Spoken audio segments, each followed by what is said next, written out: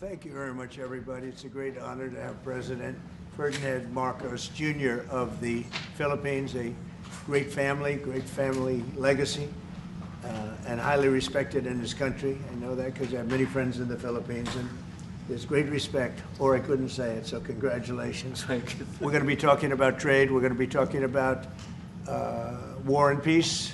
They're a very important nation militarily.